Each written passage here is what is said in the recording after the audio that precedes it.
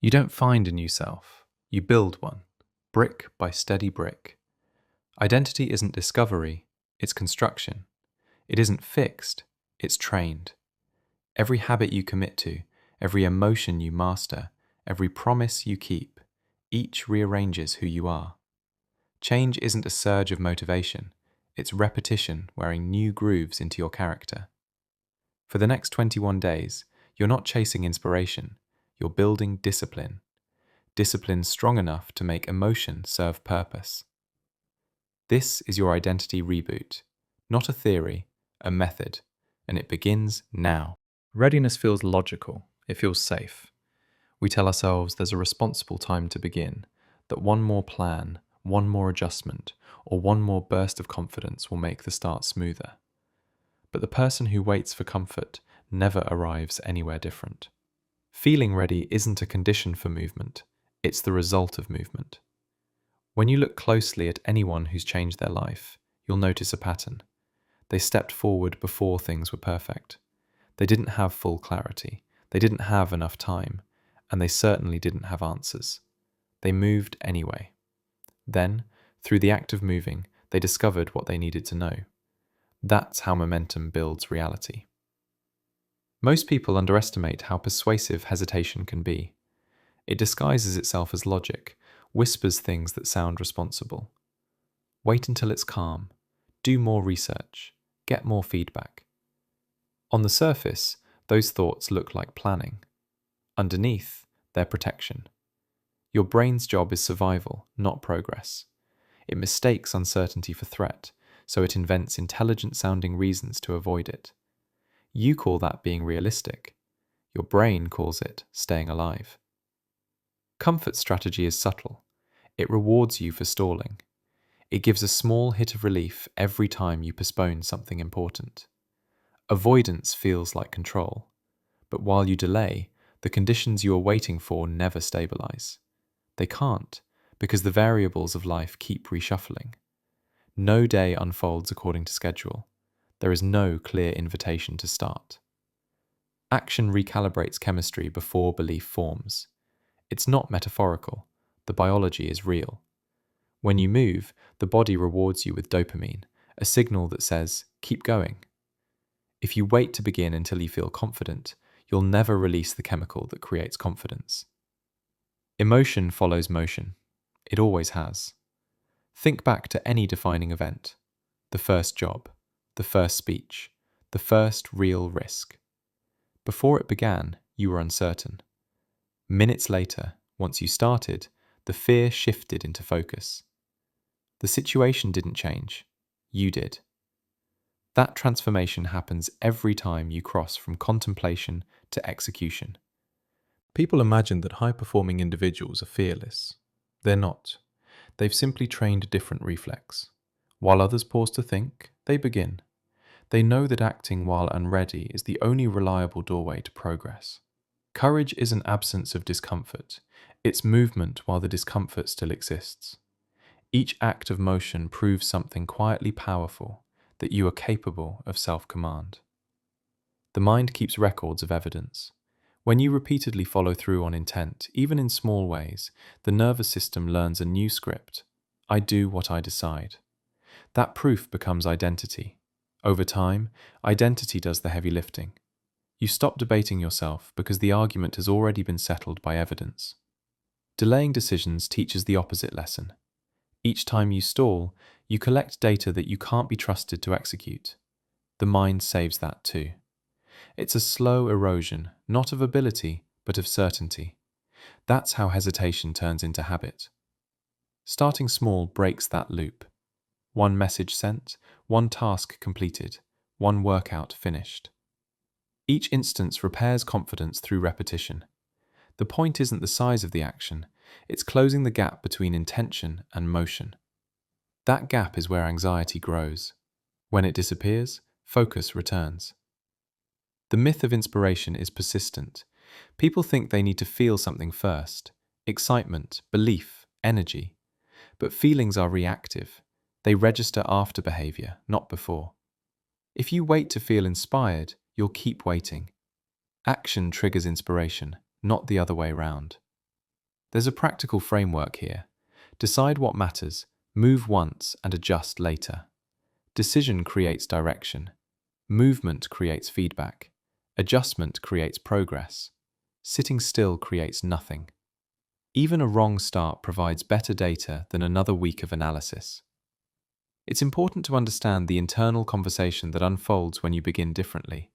The brain protests. The body resists. You'll think, this feels wrong, because it's unfamiliar. Familiarity is mistaken for safety. Novelty is mistaken for danger. If you push through that early friction for a few minutes, the reaction fades. Biochemically, the prefrontal cortex gives way to circuits built for doing rather than thinking. You drop into engagement. That's why, after you begin, momentum suddenly feels easier than stopping. Momentum doesn't require heroics. It requires reliability. Consistent movement outperforms occasional intensity. A short, steady rhythm rewires faster than a rare burst of inspiration. The aim isn't to finish grand tasks overnight, it's to recondition reflex. Every time you move before you feel ready, you downgrade fear's authority a little more. In these first days of your reboot, expect doubt to speak loudly. It will sound convincing. It will invent small distractions, urgent emails, another cup of coffee, one more read-through of a plan. Recognize those as symptoms of the same delay mechanism. They're not signs to stop, they're proof that you're changing structure. Discipline works best through repetition that outlasts mood. The goal is not excitement, it's evidence. 3 recorded acts a day, small, controlled, complete, will shift your internal balance faster than a single burst of enthusiasm. You don't need drama, you need trackable behavior. Notice what happens when you finally start something you've postponed. Relief replaces anxiety. The pressure you've been carrying dissolves the moment reality replaces anticipation. That's because the human brain craves closure more than perfection. Completion, even partial, satisfies circuits that overthinking never can. By the end of this first chapter, treat motion as a quiet command. It doesn't ask for adrenaline or passion. It only asks for obedience to the decision itself. Each execution forms a new signal in your subconscious that says, movement is safe. Repetition of that signal builds approach habits instead of avoidance habits. That's identity in motion. You'll notice subtle changes after a week. Tasks you used to resist feel simpler to begin. Any hesitation still present will shrink faster. It's not confidence yet, it's familiarity. And familiarity nurtures ease. Ease invites consistency. Consistency builds credibility with yourself. Courage, over time, becomes quiet. It stops announcing itself with adrenaline and simply appears as calm repetition. That's when motion replaces mood as the engine behind your identity. So start. Start small before you feel prepared. Say the phrase in a low voice if you need to anchor it. Move first, emotions adjust later. It's not a slogan or a challenge. It's protocol. The order never changes. Action first, interpretation second, adjustment third. When you finish listening to this chapter, don't pause to reflect. Stand up. Complete one thing, anything. Send the note, clean the space, outline that plan, begin the workout, open the document. Prove through evidence, not talk, that you act in real time. That simple motion is the first reset of your identity. Tomorrow, do it again. The following day, repeat. By the 21st day, something immovable inside you will have shifted. You'll notice fewer negotiations, shorter pauses, less justification. You'll move with quiet certainty. Not because doubt vanished, but because you finally stopped waiting for its permission. Readiness doesn't come first. It never did. It arrives after movement, faithful to those who act while uncertain. For you, that process begins here, in this moment, with whatever task is closest. Let movement become your message. Let repetition replace reassurance. That is the first principle of the reboot. You build readiness by doing, one quiet action at a time, and you begin right now. Chapter 2. The Lie of Authenticity. Authenticity is one of those words that sounds pure but quietly limits us. We're told to be ourselves, as if identity were permanent and honesty meant never changing. The advice sounds noble. Don't fake it, stay true, know who you are. But hidden inside that message is a subtle trap, the belief that who you are today is who you must remain. That belief freezes growth, because the self you are now is only a snapshot, not the whole film. People often mistake consistency for integrity. They think being authentic means defending old patterns simply because they're familiar. But when you repeat behaviors that no longer serve you, you aren't being honest, you're being comfortable. Authenticity, when misunderstood, becomes another form of inertia, the art of staying the same while calling it truth. Change exposes a conflict between comfort and honesty. The moment you attempt to grow, someone, maybe others, maybe your own mind, will accuse you of being fake. That accusation can sting because you've tied worth to consistency.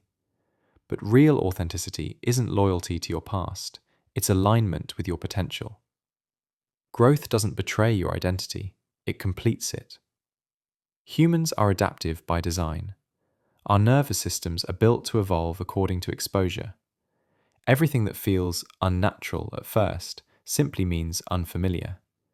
We label that discomfort as wrong, but it's often just new wiring forming underneath the surface. When you stop misreading discomfort, you begin to recognize it as evidence of expansion. Authenticity has a deeper meaning than emotional transparency. It's coherence between what you know and what you do. If you learn something new but insist on acting as the person who hadn't learned it yet, you fracture that coherence. The body senses the mismatch, fatigue, frustration, self-doubt. You call it burnout, but it's misalignment. The mind resists pretending ignorance once it knows better.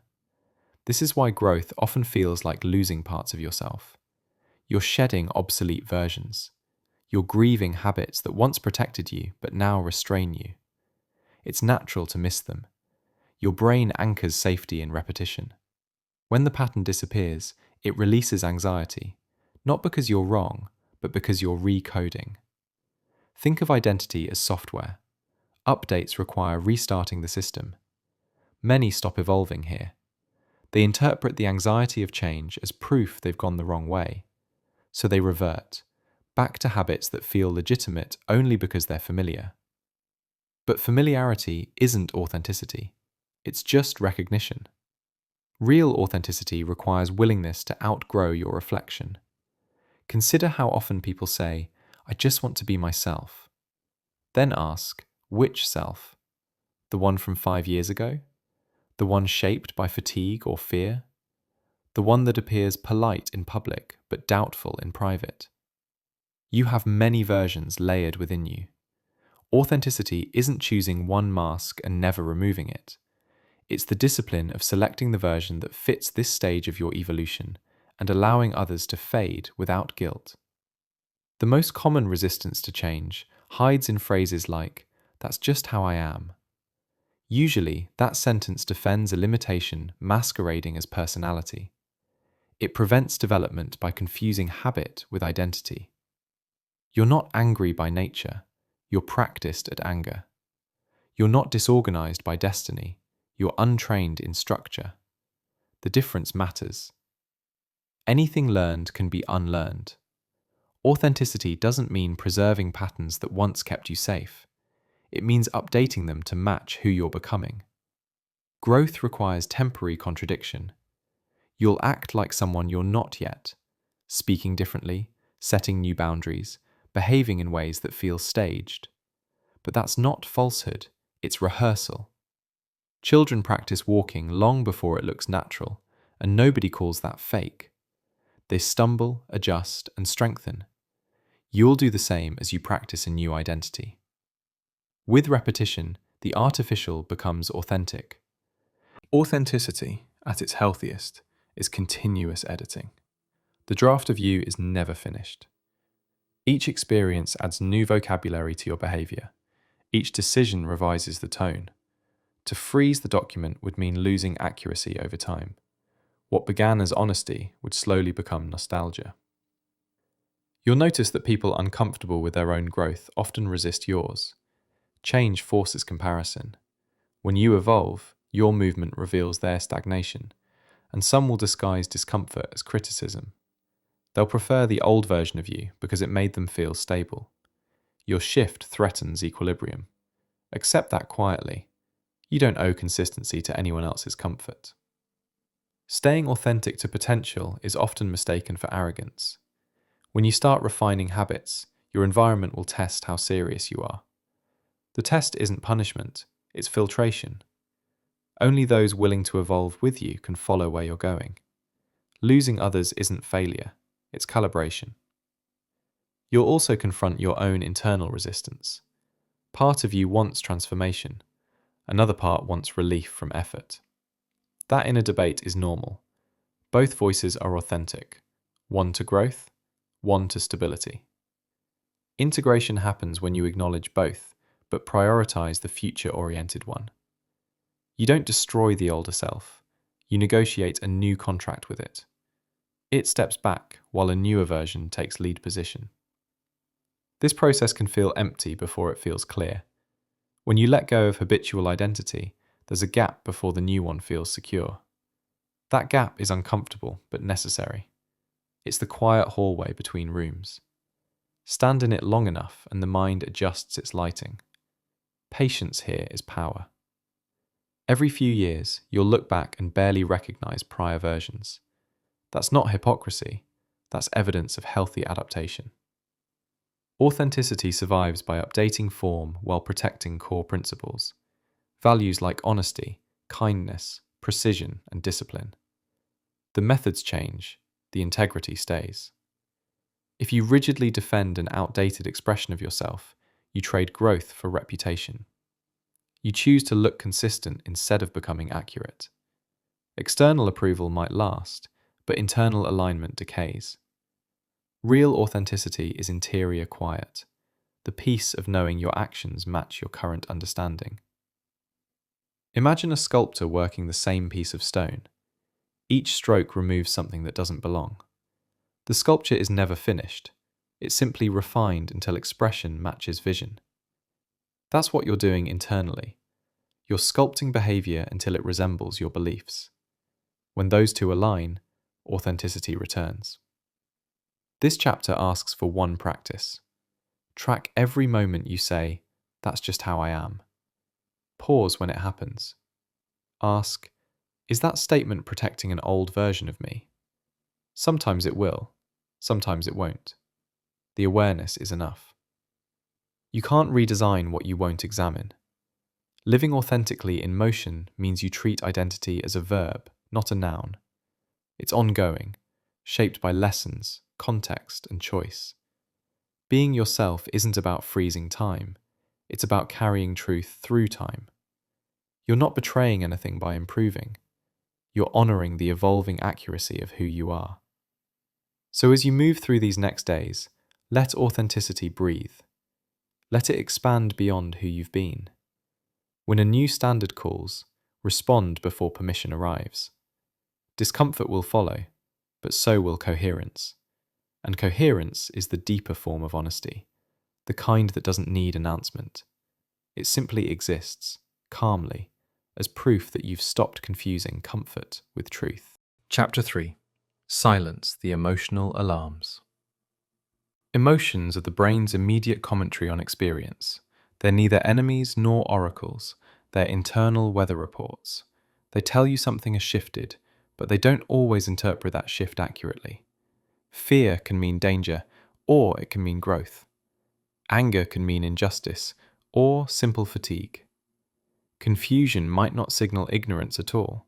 It might mark the beginning of deeper understanding. Learning to notice these signals without letting them dictate behavior is the foundation of emotional control. The body evolved to respond instantly to threat.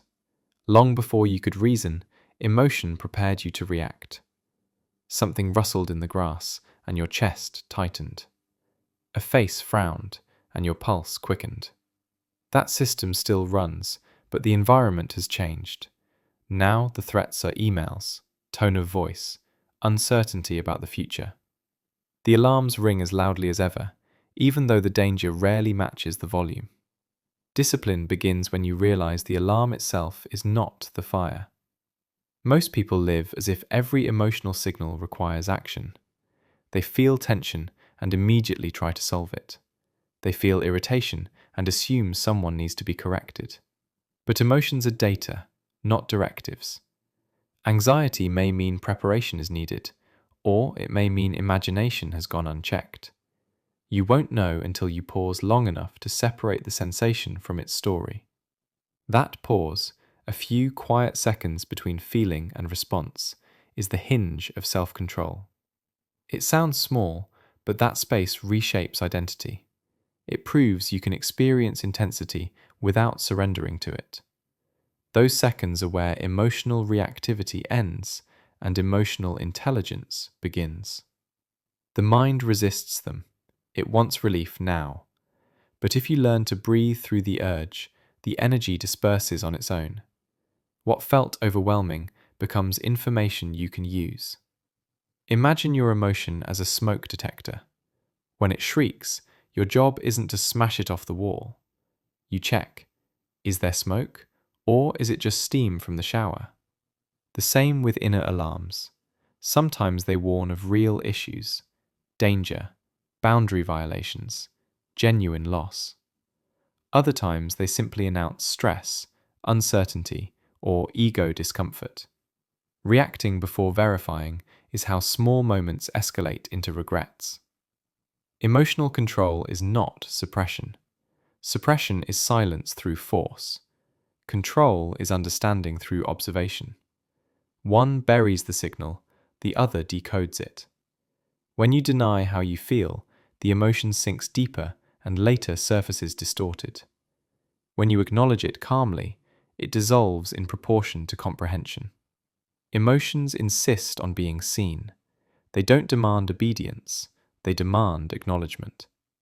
Breathing looks simple, yet it's the fastest manual override of the alarm system. Slow exhalations signal safety to the body. 4 seconds in, 6 seconds out. The longer exhale tells the nervous system that threat has passed. You're not just calming down, you're sending biochemical proof to the brain that action can wait for reason. That physical cue buys time for clarity. In every discipline, from military to medicine to sports, professionals train this response deliberately. They practice under pressure until the pause becomes automatic.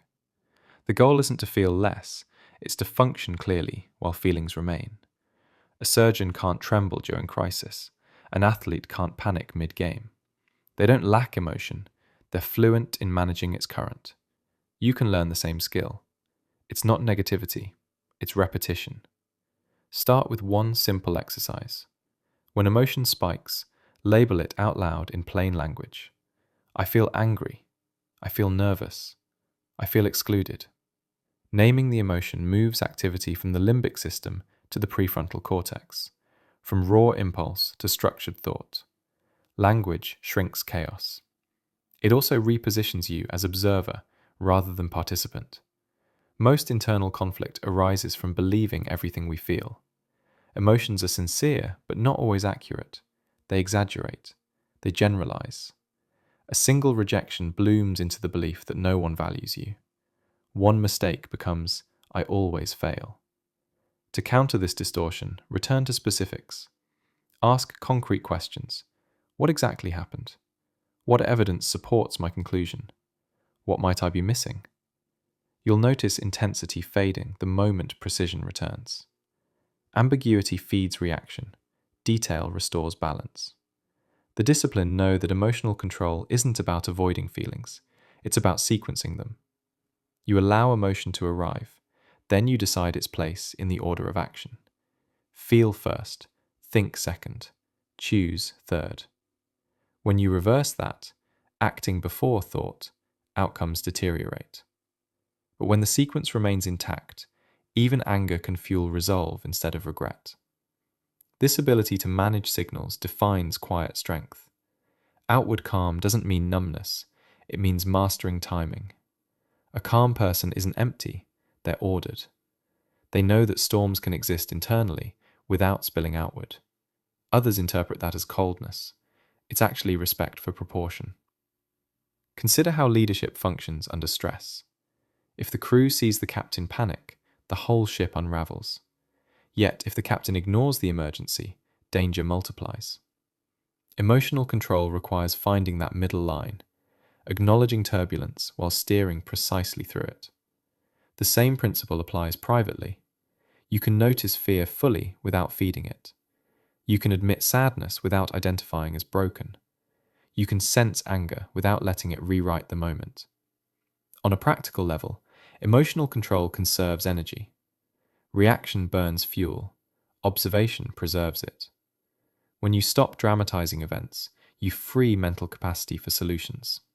That efficiency compounds throughout the day. You end tens of small emotional debts before they accumulate into exhaustion. Calmness isn't personality, it's energy management. The more you practice this calm sequencing, the more trust you build with yourself.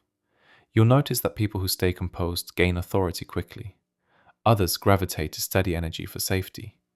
Control radiates credibility, not through dominance, but through predictability. Emotional steadiness becomes social gravity. It attracts cooperation and reduces friction. There is a quiet dignity in restraint. It doesn't announce superiority, it simply demonstrates self-respect. When you no longer argue with every impulse, your attention returns to what matters.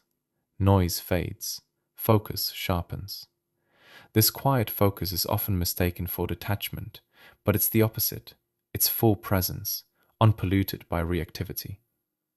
As you move through this program, train your body to recognize that pause between feeling and reaction.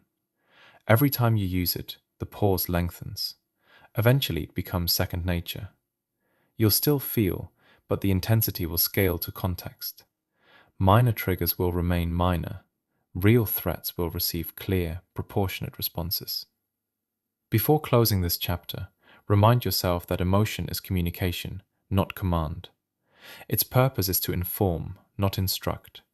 You listen, translate, and decide. That's authority. That's self-governance. The next time a sudden pulse of anger or fear rises, notice the sensation, breathe slowly, and let the internal noise settle. Watch how clarity returns once you stop treating every signal as truth. That stillness inside, the space between feeling and action, is where control lives. And with each repetition, you become the kind of person whose calm isn't decoration. It's discipline. You end tens of small emotional debts before they accumulate into exhaustion. Calmness isn't personality, it's energy management. The more you practice this calm sequencing, the more trust you build with yourself. You'll notice that people who stay composed gain authority quickly. Others gravitate to steady energy for safety. Control radiates credibility, not through dominance, but through predictability. Emotional steadiness becomes social gravity. It attracts cooperation and reduces friction. There is a quiet dignity in restraint. It doesn't announce superiority, it simply demonstrates self-respect.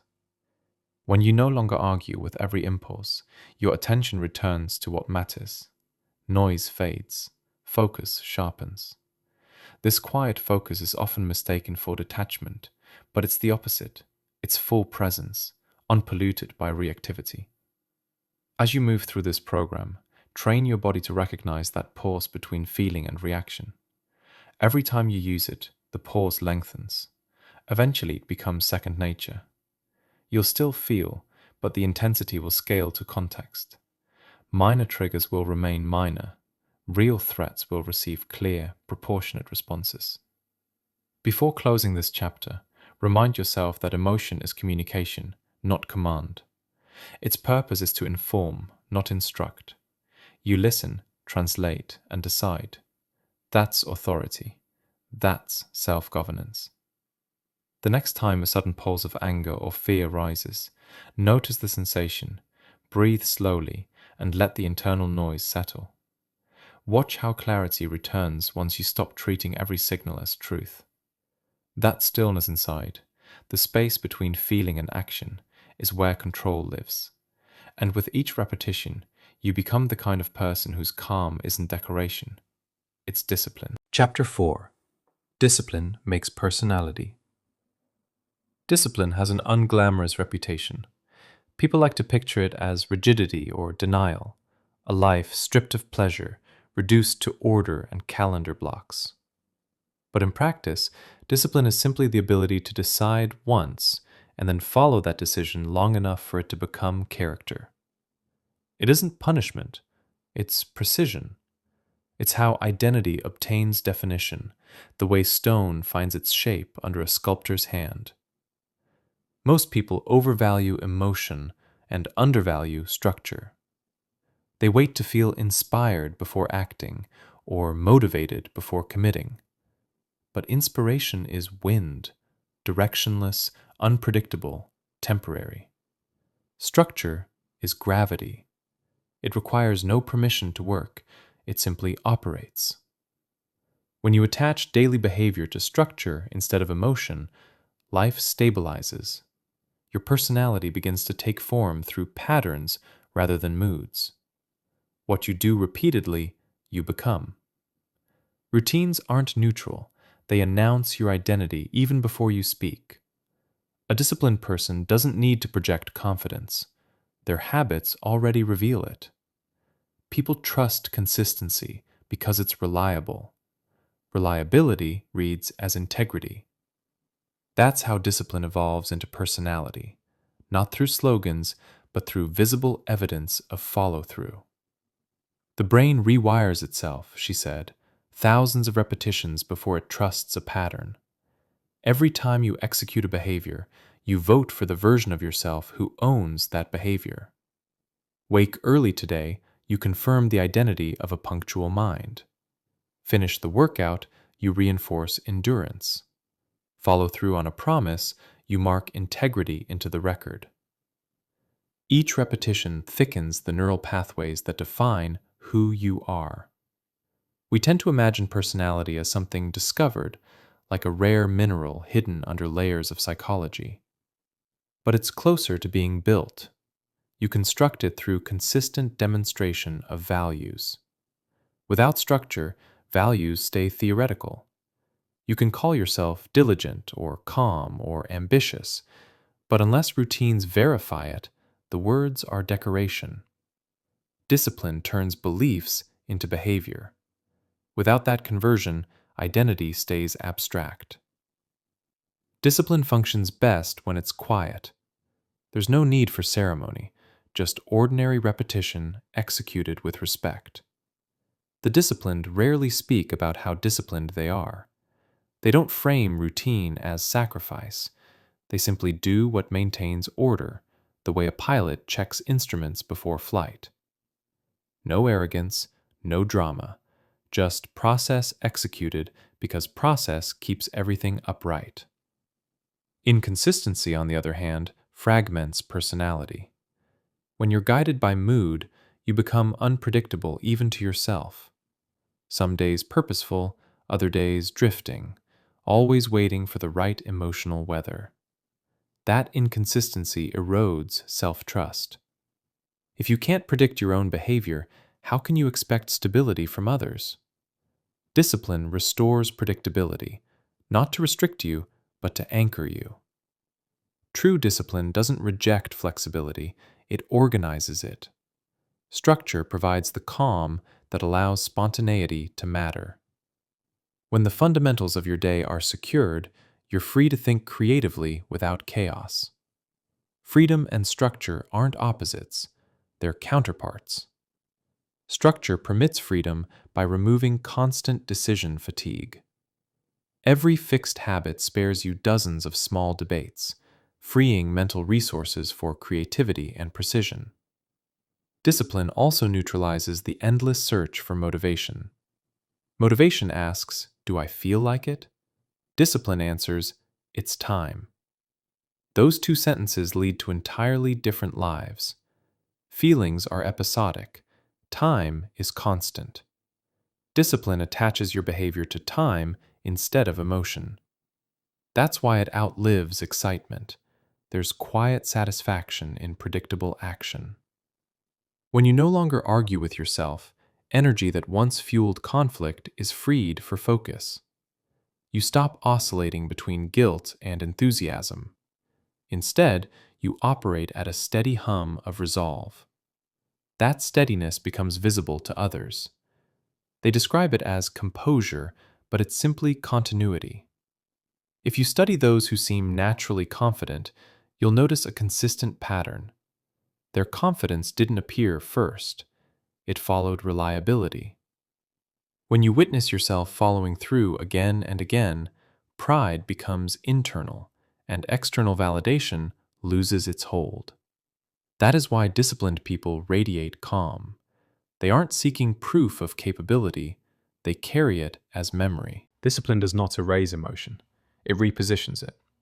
You still feel fatigue, frustration, temptation, but your relationship to those feelings changes. You no longer interpret them as commands. They're sensations that coexist with the decision already made. That separation between instruction and impulse is quiet power. Sustaining discipline requires designing friction in your favor. Make desirable behavior easy. Make honorability's behavior inconvenient. Leave the journal open on the desk. Remove distractions from reach. Sleep with your training clothes visible. The mind follows the path of least resistance. Structure decides what that path leads to. Self-control shouldn't depend on constant heroics. It should depend on engineering. The early stage feels mechanical. You follow schedules, set reminders, push through resistance. But something subtle happens after repetition solidifies. The actions begin to express attitude.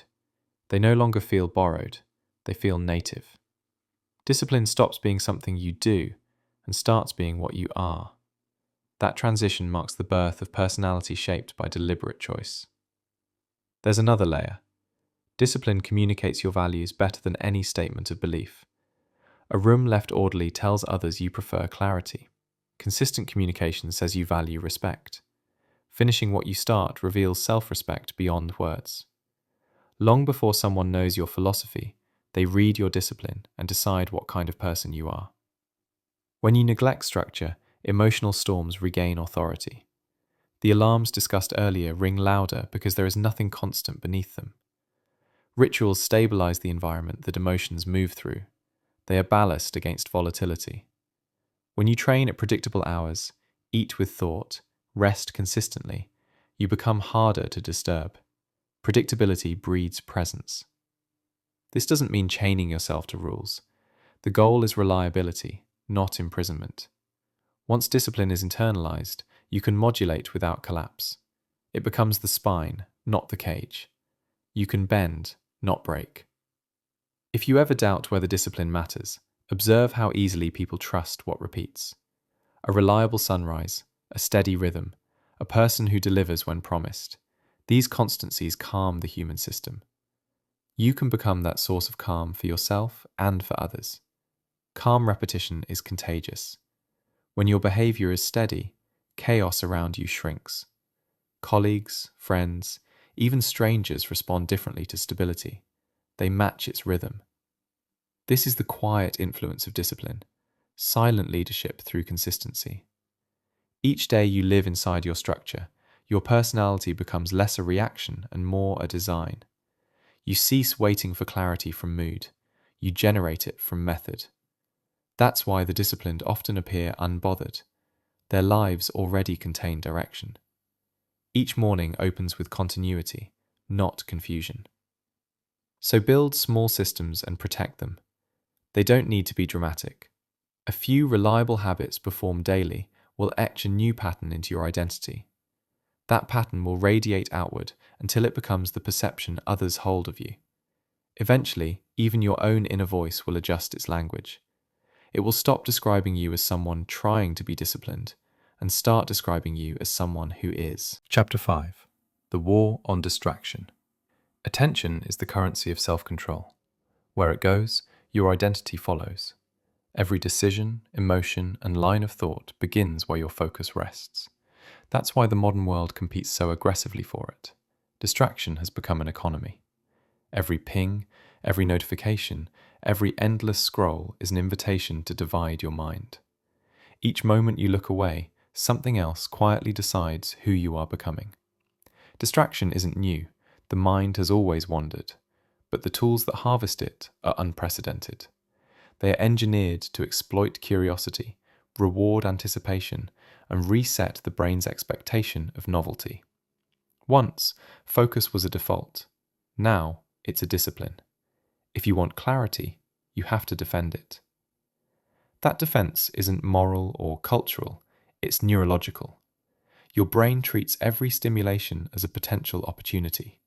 Left untrained, it will chase them all. The war on distraction isn't fought with willpower alone. Willpower is fragile. It tires quickly, especially when surrounded by constant temptation. The wiser strategy is structural, controlling environment before it controls you. Remove optional noise. Mute notifications. Use fewer tabs. Keep the workspace bare enough that intention has somewhere to land. Stillness is easier when the field is clear. Notice how environmental clutter mirrors internal clutter. Every unfinished task jumps when you glance its way, whispering for attention. Each whisper costs a fragment of focus. That cost compounds. By afternoon, you've spent the entire cognitive budget on fragments, micro-decisions, half-reads, partial replies. The residue of all this partial engagement is mental fog. The only cure is completeness, finishing or discarding. Every closed loop restores a portion of power. To fight distraction, you first have to respect the mechanics of focus itself. The average mind can hold one high-intensity target for roughly 90 minutes before fatigue sets in. After that, accuracy and retention decline. Know that rhythm and design around it. Work in defined blocks. Recover in intervals. Discipline is not about endless attention. It is about deliberate cycles of attention and recovery. Exhaustion isn't dedication, it's inefficiency. Another battlefield exists inside your digital life.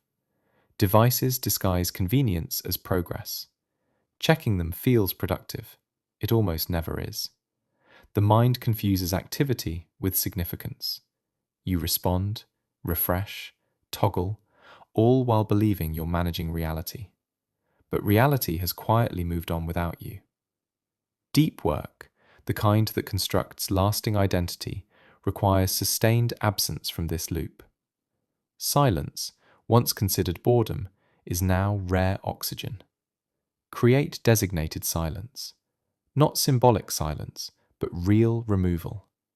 Phone in another room, browser closed, message indications hidden. Let the initial restlessness come and pass. In a few minutes, the nervous system recalibrates and cognition deepens. The first half of focus is fending off reaction.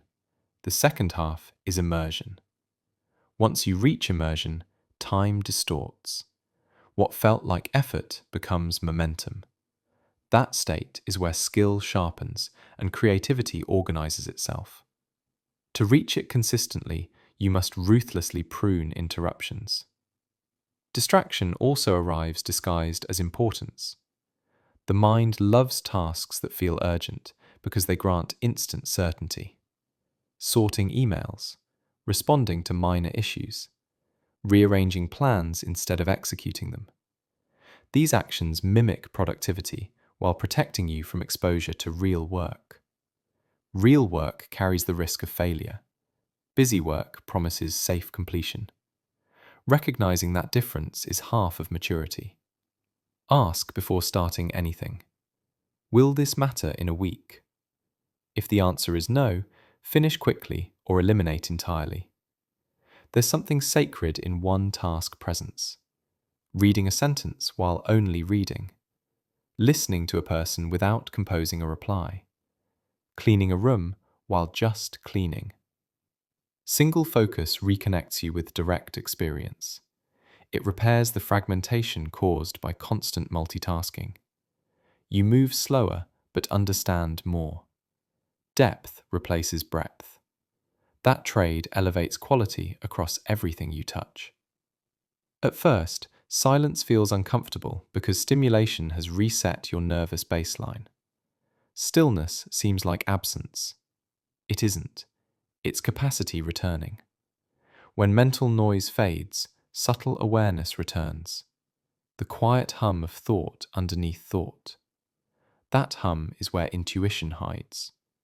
You can't hear it over the algorithmic roar. If you want original ideas, you have to reclaim internal quiet. The mind can't generate while every second is occupied processing external noise. The consequences of chronic distraction extend beyond lost productivity. They shape personality. A distracted mind becomes reactive. Reactivity becomes temperament. Small problems provoke large responses because patience collapses. When breadth of attention narrows to seconds, so does emotional tolerance. That's why stillness is more than focus. It's emotional repair. When attention expands, impulsivity contracts. Calm returns, not as concept, but as chemistry. To rebuild attention, treat focus as a muscle. Short sessions first, then longer. Each uninterrupted minute adds strength. Distraction tolerance weakens through lack of training. Every session of concentrated work rewires tolerance upward. Soon you realize what looked like attention deficit was often attention starvation. Feed your capacity with consistency instead of novelty. Be careful, too, of mental clutter disguised as information. Not everything worth knowing improves your life when known at once. Constant intake floods space meant for synthesis. You learn, but can't think. Learning without reflection is hoarding. True capacity for insight requires intervals of emptiness where knowledge can settle. That emptiness is not a waste, it's integration. The disciplined mind curates environment. It guards entry points, what you watch, read, and repeat. Every website, every conversation, every bit of background noise trains attention towards something. You can't starve distraction if you keep feeding it stimulus. Curation isn't elitism, it's survival. You are formed by the information you continually meet. End each day with a brief audit. Where did my focus go? Which distractions repeated? What moments of presence felt strongest? That review transforms aimless exhaustion into data for improvement. Awareness softens reaction. Measured adjustment strengthens it. Over weeks, patterns will surface.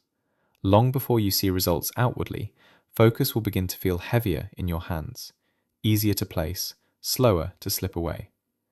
The war on distraction never ends, but it changes form. At first, you fight for seconds of focus against noise. Later, you fight to protect quiet from artificial urgency. Eventually, it's no longer a fight, it's preference. The peace from attention held steady becomes addictive, and chaos loses its persuasion. When you choose what to ignore, you choose what to become. Guard your attention with the seriousness of someone protecting identity itself, because that's exactly what you're doing. The mind follows its own gaze. Point it deliberately, hold it steadily, and the rest of life arranges itself around that still core. Chapter 6. Choose pain consciously.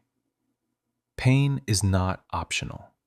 You will either select it with purpose or receive it by default. Most people spend their lives negotiating which version they prefer without realizing it. Avoided discomfort accumulates interest. The pain of discipline is measured. The pain of avoidance compounds. Every growth process carries friction. Muscles tear before they strengthen. Minds scatter before they focus. The nervous system resists alteration because repetition means safety. So when you challenge routine, biology interprets it as threat. That signal, fatigue, unease, the quiet urge to stop, is simply adaptation announcing itself. Most translate it as danger. The disciplined learn to translate it as evidence. Voluntary discomfort is the foundation of resilience. When you choose controlled difficulty, you teach your body and mind to operate under resistance without collapse. A cold shower, an early wake-up, fasting, delayed gratification, sustained silence, all small rehearsals for life's eventual demand. Each act proves you can remain centered while the environment disagrees with you. That's practice for reality. Self-chosen struggle inoculates you against forced struggle. There's an old saying in physical training: easy choices, hard life. Hard choices, easy life. It's not philosophy, it's neurology. Repeatedly choosing mild stress strengthens circuits that govern patience and composure. Avoiding stress at every chance keeps those circuits undeveloped. Then, when unavoidable pain finally arrives, the system panics. You can't learn calm inside crisis if you've never practiced it outside crisis. Discomfort is misunderstood because it rarely feels noble while it's happening. It feels tedious, boring, even unnecessary. But almost every meaningful acquisition, skill, character, stability, occurs within that silent stretch between wanting to stop and deciding to continue. That interval is where you meet your true threshold. And threshold expands only under pressure. Choosing pain consciously means calibrating it. You don't pursue suffering for its own sake. You select tasks that sharpen you without breaking you. Enough resistance to demand presence, not enough to damage. This is deliberate hardship, the art of measured strain. Athletes call it progressive overload. In mental training, it looks like delayed gratification, or one more hour of concentration before permission for reward. Small increases, repeated persistently, rebuild durable strength. Modern convenience has made discomfort a rarity. Temperature controlled, food delivered, entertainment endless. Ease, once extraordinary, has become unrelenting. As comfort grows constant, capacity withers. Minor inconvenience now registers as crisis. To stay resilient, you must reintroduce friction consciously. If difficulty no longer visits uninvited, schedule its arrival. That's what deliberate challenge does. It keeps the system honest. You can observe this principle in any domain. The body that lifts modest weight daily withstands shock better than the one that never strains. The individual who practices honesty in routine matters faces major truths more calmly. Each voluntary challenge conditions recovery speed. You bounce back faster because surprise diminishes. Preparedness is built through rehearsal. Pain is language. It communicates boundaries. Physical pain says, your limit is near, proceed with awareness. Emotional pain says, a value has been touched, investigate, adjust. Ignoring both leads to distortion, either injury or resentment. Listening carefully turns discomfort into instruction. You map yourself by what hurts. Understanding why lets you redesign how. Choosing pain consciously also means rejecting unnecessary suffering. Not every hardship is noble. Some pain is just chaos pretending to be depth. You're not obligated to endure everything. You're responsible for selecting wisely. Pain that clarifies is valuable. Pain that confuses is noise. Discerning the difference is maturity. Cultivating endurance doesn't require constant struggle, but it does require exposing yourself to conditions that stretch habit. Try silence when you crave distraction. Try still posture when restlessness grows. Try finishing when enthusiasm declines. Each small defiance of comfort teaches dominance over impulse. Impulse obedience is how most identities remain shallow. Impulse discipline is how they deepen. The disciplined carry a different relationship to effort. They don't romanticize exhaustion, but they respect it. Fatigue is a signal that friction exists, and friction is where refinement lives. At the point where others stop, they begin studying what actually happens next. How the mind argues, how the body adapts, how clarity flickers through resistance. That observation becomes education. Those who quit early never learn their second wind exists. Pain chosen early cuts pain imposed later. Wake a little earlier, the day bends to your control. Spend time in silence, opinions lose power over you.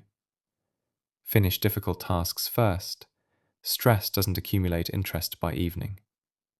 Each voluntary discomfort prevents later chaos. This is compounding resilience. The fortune gained from stress paid in installments rather than one catastrophic bill. Endurance also teaches humility. When you struggle by choice, empathy expands. You understand effort in others without judgment. Shared hardship connects more honestly than shared pleasure. That understanding of effort replaces arrogance with respect. True confidence carries quiet compassion, born from knowing what persistence costs. Pain conscious and controlled eventually evolves into peace. The body stops misreading discomfort as danger because it has seen the other side repeatedly. When challenge arises, alarm replaces itself with focus. That reprogramming is invaluable. Life will test you whether you plan for it or not. Better to meet the test with practiced familiarity than with shock. To put this principle into daily action, keep one small friction ritual. One task each day that stretches comfort deliberately. Walk in hard weather. Hold the last repetition. Make the call you want to postpone. Stay silent when opinion burns on your tongue. No grand extremes, simple resistance done consciously. The purpose isn't toughness, it's calibration. Without tension, the instrument detunes. As this habit matures, you'll notice subtle freedom growing underneath. Fear loses its edge because most of it was tied to avoiding discomfort. You stop asking, "Will this be hard?" and start asking, "Is this worth it?" That question contains liberation. Pain becomes a measurement tool, not a warning light. Each time you cross it, your confidence deepens quietly. Self-respect accumulates. Peace expands into territory once occupied by worry. To choose pain consciously is to live deliberately. It's to understand that struggle isn't punishment but currency, the cost of clarity, strength, and composure. By paying it on purpose, you control the rate, the amount, and the direction of your own evolution. Avoid it, and the bill arrives later with heavier numbers. So select your friction. Meet it with calm breath and deliberate posture. When the first edge of resistance appears, don't interpret it as failure. Interpret it as passage. Every skill, every identity built on substance passes through this same narrow corridor. Pain is simply the toll gate. Pay it willingly and walk through. Chapter 7. The mirror isn't an enemy. The most difficult conversation you'll ever have is the one you hold with your own reflection. Not the polite glances you allow each morning while grooming for the day, but the still, extended look that refuses to blink away discomfort. It's a moment few seek voluntarily. To stand there quietly, eyes steady, no filters, no roles, no explanations. That's the simplest and hardest form of honesty. People spend years constructing distance from that clarity. We use distraction, busyness, and narrative to soften the edges of who we really are. We describe ourselves through comparison, better than some, not quite like others, drawing comfort from averages. But mirrors ignore context. They don't grade on curves. They show exactly what is, without story, without history. That directness can feel cruel only because it's neutral. Avoiding self-confrontation drains power quietly. Every postponed look feeds a gap between perception and reality. The wider that gap becomes, the more maintenance your image requires. Performance replaces authenticity. Energy that could improve substance is spent protecting illusion. Eventually, the illusion breaks under its own upkeep. That's when people speak of crisis, identity, midlife, meaning, but it's usually just reality catching up to what's been avoided. The disciplined learn to face themselves long before crisis arrives. They treat self-observation as routine hygiene rather than punishment. Each literal or metaphorical look in the mirror is a system check. Where did I act from strength? Where did I act from ego? What pattern keeps repeating? They need no external witness for this process. Private accountability is the foundation of calm confidence. There's a tactic you can use. Stand before the mirror when the day ends. Hold your gaze long enough for the internal commentary to surface. At first, criticism will come loud, small flaws stretched to fill silence. Let them pass. Once that noise burns off, something quieter appears, the unexaggerated truth. Not praise, not condemnation, just observation. You begin seeing yourself as a collection of states rather than a verdict. That shift is the essence of self-knowledge. To know yourself means to stop performing for yourself. Pretending internally is more exhausting than pretending externally because your body feels the contradiction even when the mind denies it. The slight tension in posture, the restlessness, the sudden irritation for no clear reason, they're signals of divided identity. When your private behavior and stated values diverge, energy leaks from the system. Coherence restores it. Coherence begins with seeing not who you wish to be, but who you actually are today. For many, truth feels dangerous because it threatens self-image. We build our self-concept like public relations campaigns, highlight strengths, edit weaknesses, broadcast virtue, minimize contradiction. That construct can't breathe. It's too polished to adapt. Genuine growth requires admitting that the same personality capable of wisdom is also capable of error, laziness, envy, arrogance. Authenticity isn't denial of darker material. It's orderly ownership of it. You don't purify yourself by pretending purity. You mature by managing complexity. This acceptance is what turns humility from posture into power. Humility doesn't mean thinking less of yourself. It means seeing yourself clearly enough to stop defending illusions. When arrogance fades, space opens for correction. You can refine behavior without attaching shame to it. Mistake becomes data, not identity injury. You don't collapse under awareness. You use it. That's emotional fitness, flexibility under truth. Avoiding self-examination feels like protection, but it's the opposite. Dark corners gather weight. The ignored always grows heavier than the addressed. When you finally face it, you wonder why you waited.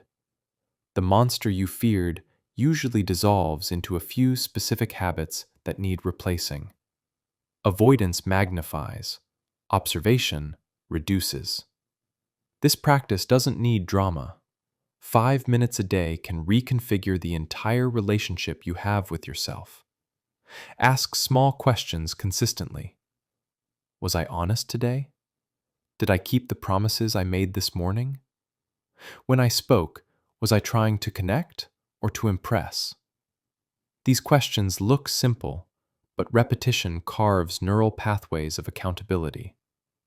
Eventually, asking becomes instinctive, and lying to yourself feels physically uncomfortable. There's also a posture component to self-confrontation.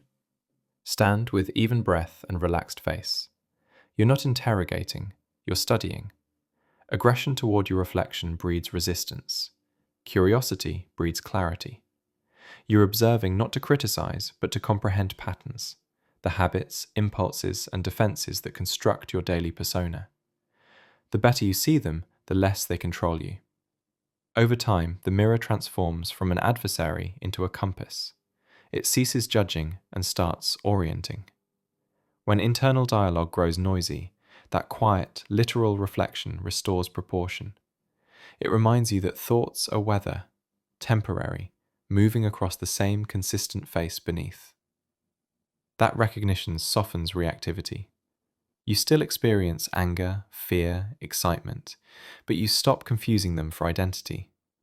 They're reflections of passing climate, not definitions of character. Occasional discomfort will remain. Seeing where you've misled yourself is humbling. But humility isn't loss, it's alignment. It reconnects you with honest proportion, the understanding that you are neither as extraordinary nor as unworthy as imagination claims. Within that balanced perception, steady confidence grows. It's not loud because it has nothing left to prove. In personal reinvention, the mirror is calibration. Progress without reflection drifts into fantasy. You can't steer a ship while ignoring the compass, and you can't develop character while avoiding direct observation. Reflection keeps trajectory real. It verifies that improvement isn't cosmetic, that the behavior you polish publicly matches the one practiced privately. The mind prefers admiration to confrontation, but evolution of identity requires both. Admiration fuels ambition, confrontation fuels accuracy. Together, they produce coherence, the state where energy once wasted on denial becomes power for consistency. Start simply. At the end of each day, meet your own eyes. No filters, no posture. Let what's true appear without resistance, then go back to work informed by what you saw. When you repeat this enough times, the reflection becomes lighter to face, not heavier. Shame fades. Curiosity remains. That's when the mirror stops being a reminder of imperfection and becomes a record of progress. Facing yourself isn't cruelty, it's maintenance. It's how you ensure that the person moving through the world each day still represents accuracy, not image. That's the discipline. Quiet attention to evidence instead of allegiance to comfort. And in that simple attention, that calm, consistent willingness to look, the person in the glass slowly becomes an ally, guiding rather than accusing. Chapter 8. Detach from validation. Approval feels like oxygen until you realize how much it controls your breathing. From childhood onward, our nervous systems learn to equate praise with safety. Smiles from parents, markings from teachers, digital hearts later on, they all signal belonging. And belonging once meant survival. The pattern stayed even when the threat vanished. That's why validation still feels vital, even when reason says it isn't. Modern life amplifies this instinct. Every device in your hand can deliver evidence of acceptance or silence. Both become emotional metrics. A good response equals worth. Quiet response equals doubt. Slowly, your internal sense of value syncs with external engagement. You begin shaping behavior around anticipated reaction rather than principle. Identity becomes performance, and performance depends on audience. Detachment doesn't mean rejecting people or retreating from the world. It means reclaiming authorship over your own evaluation. It's shifting from mirror to compass, from reflection to direction. Instead of asking, "Do they approve?" you begin asking, "Does this align with my code?" That adjustment looks small, but it rebuilds the foundation of independence. Reliance on validation creates subtle slavery. You start predicting other minds before they even respond. Will this impress? Will it offend? What will they think? Hours pass rehearsing imagined approval. None of it produces action. All of it drains energy. When approval defines permission, creativity dies. Courage dies too, because both require indifference to judgment. You can test this quickly. Try doing something valuable without announcing it. Finish a task, give effort, help quietly, then resist reporting it. Notice the discomfort, that pull to prove you did well. That's dependency revealing itself. When your worth depends on visibility, you work for applause instead of accuracy. Calm detachment begins by noticing this reflex and letting it pass.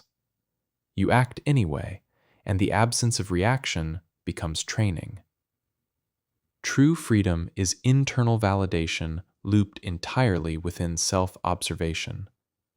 You set a standard, act toward it, then audit results privately. Approval becomes internal arithmetic. Did this align with my values? Did I execute with precision? If yes, the act stands complete whether or not a witness exists. Paradoxically, that self-reliance increases external respect. People sense autonomy. They can't manipulate what doesn't need their reassurance. But detachment isn't disdain. It's not pretending other opinions don't matter. It's placing them in proportion.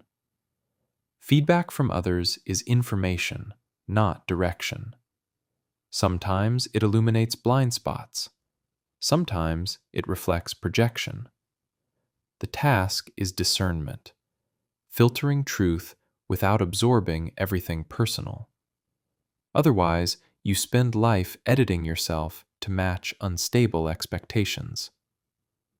Discipline is the only sustainable substitute for validation. When your days track against objective routines instead of subjective applause, progress becomes measurable. You no longer need constant commentary because results supply evidence. You can look at the work itself and know it's sound. That quiet knowing is better than praise because it doesn't expire overnight. People often equate validation with connection. They fear that detaching will make them cold. But separation from approval doesn't reduce warmth. It preserves genuineness. When connection no longer depends on agreement, relationships become clearer. You can listen without defending image. You can disagree without anxiety. You relate through substance rather than strategy. Look closely at the emotional cost of craving approval. Every compliment gives a micro high. Every absence of recognition feels like withdrawal. It's an addiction cycle reinforced by reward chemistry. Each time you resist seeking confirmation, you weaken that loop. At first, it feels hollow. Later, it feels clean. The space once filled by reaction fills with presence, attention directed toward actual work, not its reception. This detachment changes how you engage with failure too. When validation defines identity, failure threatens existence. When self-definition comes from discipline, failure becomes feedback. You can analyze results because results no longer dictate worth. Criticism becomes data, not insult. That's emotional economy. Nothing wasted on defending self. The quieter you become about your process, the more power you retain. Secrecy here isn't isolation, it's incubation. Ideas mature when shielded from premature applause or criticism. Work in silence long enough for results to speak plainly. Silence prevents interference from both praise and doubt. You discover that attention, once a reward, is often dilution. To cultivate inner validation, practice solitude without escape. No music, no phone, just stillness while reviewing the day. Ask simple internal questions. Did I act with intention? Did I honor what I said I value? If the answers are yes, rest in that satisfaction. That's self-generated equilibrium. If the answers are no, adjust quietly. No public confession required. Correction replaces confession as the mechanism for growth. Those who rely on others for steady encouragement often confuse fatigue with failure. The moment applause fades, motivation collapses. But consistency built on internal direction doesn't fluctuate. It endures beyond audience. That steadiness reads externally as confidence. People follow those who move independently of attention because it signals internal compass. The odd reality is that once you stop chasing validation, it arrives uninvited. Respect generated by visible self-sufficiency. Detachment isn't apathy, it's clarity about control. You can't regulate who notices, likes, or misunderstands you. You can regulate integrity of effort. Attention lands where it will. Yours stays anchored to craft. Work becomes meditation. Reputation becomes echo. At some point, you'll feel the urge to check back, to see reactions, proof that you matter. This craving will never disappear entirely. You manage it by converting it into reflection. Why do I need someone else to mirror significance today? That single question transforms dependency into inquiry. Soon the answer will appear the same every time. I don't. I was simply tired. Most hunger for validation is just fatigue confusing rest with reassurance. Allow yourself anonymity. Build in quiet. Serve accuracy before visibility. When curiosity about reaction fades, you'll notice something peaceful underneath. Focus, already there, now unobstructed. That focus will anchor every next phase of identity. The world rewards outcome more than integrity. Learn to reward integrity privately. When the approval you seek matches the behavior you control, the equation finally balances. So detach kindly. Work quietly. Listen for truth, but never beg for affirmation. Refine your compass. Chapter 9. Build your code and obey it. Without principle, discipline wanders. You can train endlessly, work tirelessly, and still feel unstable if you haven't defined what your strength serves. Skill without a framework is noise, impressive for a moment, but directionless. Your personal code is that framework. It's the quiet rulebook that governs behavior even when no one is watching. A code isn't a set of slogans pinned to a wall. It's the short list of non-negotiables that dictate response long before emotion weighs in. Most people outsource those rules. They borrow them from culture, family, ideology, trend. That borrowed foundation works until tension arrives. Then it cracks, because conviction borrowed without ownership has no weight. Your reboot depends on constructing a code that's entirely yours, stripped of imitation, built through observation. The process starts with attention. Reflect on the decisions that left you proud and the ones that left you uneasy. Patterns always hide there. Some values are learned through reward, others through regret. Over time, you'll notice a few principles keep repeating. 3 or 4 are usually enough. Anything beyond that dilutes memory and power. A personal code doesn't guarantee correctness, it guarantees consistency. It steadies the inner dialogue between competing impulses. Integrity means the code makes the decision before temptation does. When life accelerates and options multiply, clarity must already be printed on internal paper. You can't write rules mid-chaos. The disciplined sometimes appear rigid because their choices narrow, but this narrowing isn't confinement, it's efficiency. They've traded the chaos of option for the calm of certainty. They no longer negotiate every situation. They execute according to rules pre-examined in peace. The rule is not never change. The rule is don't change under pressure. Revisions happen during reflection, not reaction. Consider simplicity as power. Oaths that fit on a single breath have more staying power than manifestos. 3 sentences, perhaps. I keep promises, even silent ones. I speak truth, even when uncomfortable. I finish what I start. Broad enough to adapt, narrow enough to remember. This is how a code becomes portable, alive in every environment, invisible but operational. Once written, the harder work begins. Obedience to your own directives. That obedience is the quietest form of strength. Following external commands requires compliance. Following internal commands requires conscience, and conscience is heavier. Your impulses will challenge it daily. But each time you obey your own standards instead of your moods, self-respect sharpens. Eventually, conscience outweighs craving. Codes fail when they exist only mentally. They need rituals.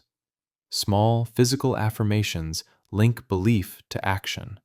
If your code values order, you start with a clean desk. If it values health, you plan rest as strictly as effort.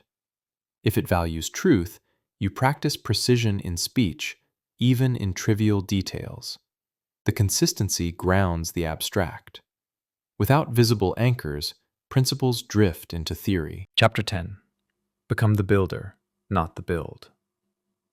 No version of you is final. That truth is both unsettling and liberating. Unsettling because it means you can't settle permanently into comfort. Liberating because it means reinvention never closes its door.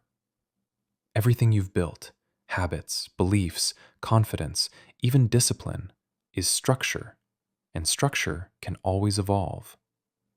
The goal is to live as the builder of that structure, not as a tenant afraid to renovate.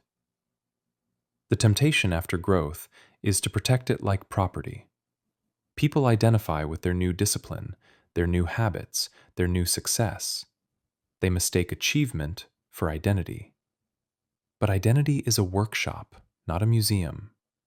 The moment you stop shaping it, dust begins to gather. Complacency hides well behind pride. You talk about what you've constructed and forget to keep constructing. Soon, routine hardens into defense, and the same rules that once freed you start to restrict you. Builders understand impermanence. They know mastery is a moving target. They maintain their systems but don't worship them. A builder wakes each morning ready to audit yesterday's methods. What still works? What doesn't? What needs redesign? That willingness to edit keeps curiosity alive. It's not restlessness, it's maintenance of relevance. The self you were even a month ago had different data. Today demands recalibration. Becoming the builder means shifting allegiance from what you've made to the act of making. You're loyal to process, not product. Results will fluctuate. Effort stays available. When things go well, you return to process. When things collapse, you return to process. Process becomes the constant, the quiet floor beneath all volatility. Emotion oscillates around it, but direction stays level.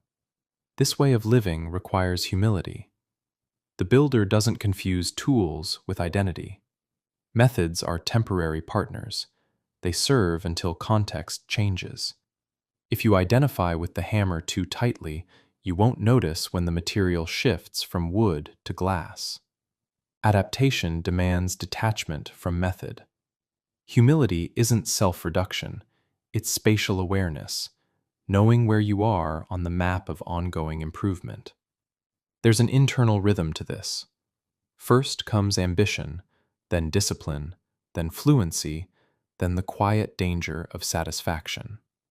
The disciplined often fall here. Order feels safe. Success feels deserved. That's when complacency disguises itself as stability.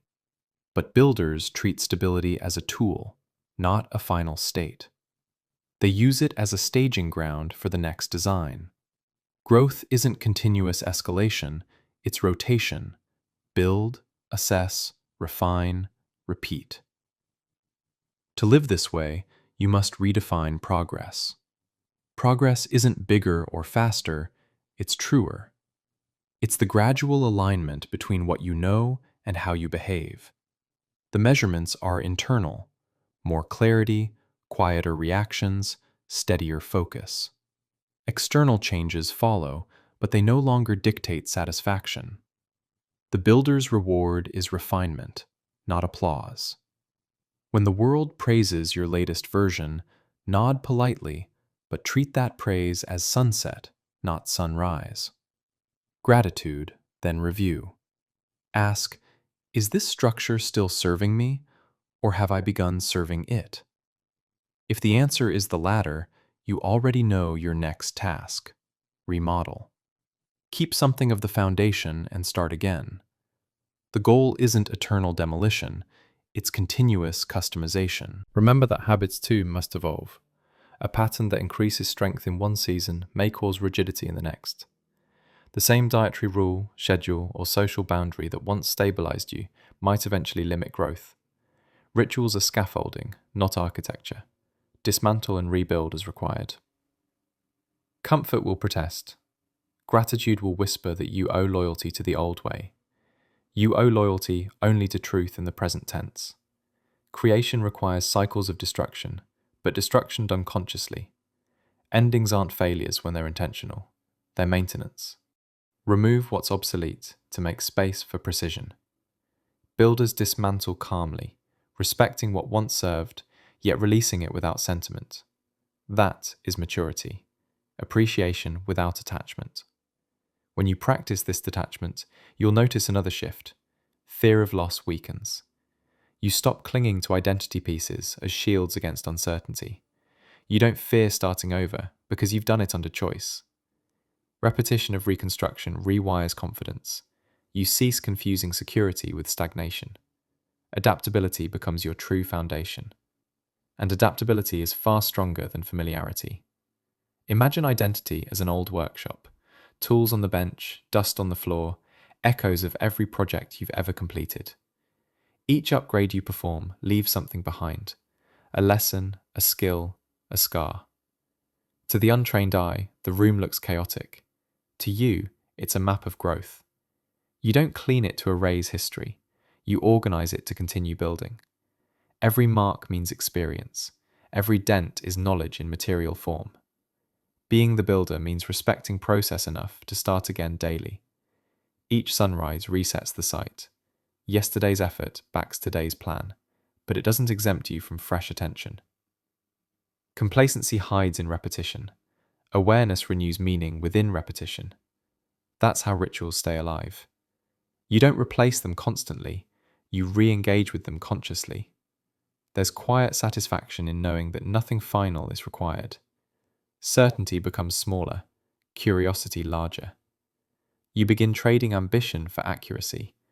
Less fixation on future achievement, more devotion to present craftsmanship. This shift marks adulthood in discipline, when you stop chasing scale and start maintaining quality. Sustainable excellence is maintenance, not conquest. You may notice fatigue with rebuilding. That fatigue is natural. Momentum loves completion, and constant revision feels endless. Yet the fatigue softens when you stop framing life as a sprint toward perfection. You're not climbing a ladder, you're tuning an instrument. The performance is daily living, each note small but real. Precision replaces urgency. Presence replaces ambition. This doesn't mean abandoning dreams or goals. It means tracing them back to principles. A builder's aspiration aligns with structure, not spectacle. You imagine, design, execute, and improve. When outcomes arrive, you shorten celebration and resume maintenance. Fulfillment shifts from achievement to calibration. Your character becomes the workshop, your days the ongoing project. The final paradox of reinvention is this: the more consciously you build, the less attached you become to any single version. There's freedom in knowing you can recreate any time. The future stops feeling like threat and starts feeling like invitation. Each new version of you carries fragments of the last, continuity without captivity. That's evolution in its most human form. So remain the builder. Honor what you've constructed, but never worship it. Keep the blueprint scalable, tools sharp, mind open. Beginning again isn't regression, it's rhythm. Disciplined construction doesn't end, it refines. And at the center of that refinement lies peace. Not the peace of completion, but the peace of continuous capacity. You are the architect and the material, the design and the hands. The work is infinite, but so is the privilege of shaping it. 21 days. That's all it takes to remind yourself that you are the architect, not the artifact. The world will still test you, distract you, underestimate you, but every distraction, every test is another brick in your new structure. You've learned to act before you feel, to choose discipline over impulse, to command your emotions instead of begging them for permission. You've rebuilt what most people never touch, the foundation of identity itself. So here's your final command. Refuse to regress. When comfort calls, reboot again. Your future self isn't waiting in the distance they're built, one choice at a time, starting now.